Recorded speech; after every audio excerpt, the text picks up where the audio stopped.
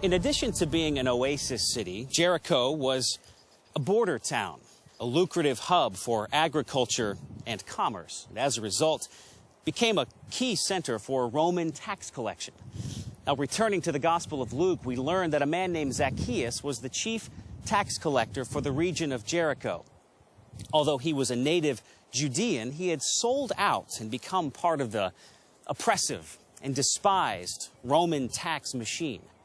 Now, the Romans needed local tax collectors and found it advantageous to hire locals like Zacchaeus so that they could collect money from their kinfolk. In return, these tax collectors would pledge their allegiance to Rome, charge a hefty commission, and in most cases, they would skim a little extra off the top. As a result, they were despised, and that stigma was so well known that Jesus even used it as part of an earlier teaching on love during his Sermon on the Mount. For if you love those who love you, what rewards do you have? Do not even the tax collectors do the same? Matthew 5:46. Zacchaeus was the chief tax collector of a very lucrative trade hub here at Jericho. And as a result, he had gotten rich and powerful at the expense of his own people. He was considered to be a traitor. While Jesus was passing through Jericho on his final trip to Jerusalem, a large crowd had gathered. The Gospel of Luke tells us that Zacchaeus was a small man, and so he ran up ahead of the crowd and climbed a sycamore tree like this one so that he could get a better look at Jesus as he came passing by. Now, here's a little tidbit for all you dendrologists out there. The sycamore tree, or the Ficus sycamoris, is actually a kind of a fig tree.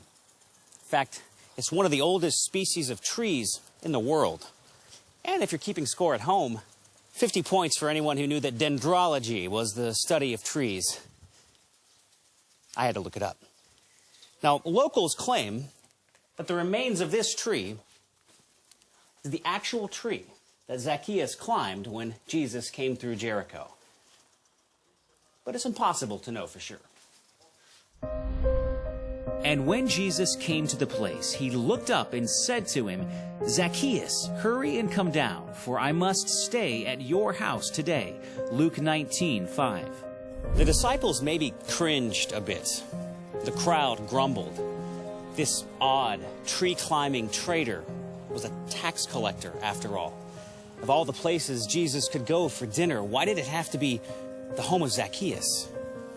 But as we've learned in this series of Drive-Through History, Jesus was always looking for ways to teach lessons to his followers. And in this gospel story, he wanted to show Zacchaeus and all the other onlookers who were witnessing this encounter that the forgiveness that he spoke of was for everyone, even tax collectors, the so-called worst of sinners.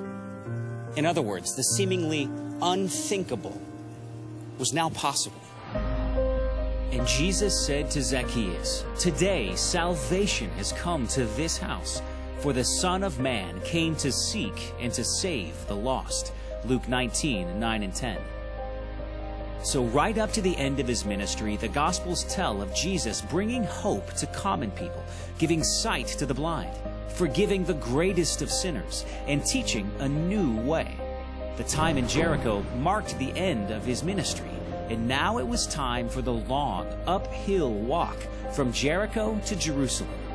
It's about a 3,300-foot gain of vertical elevation.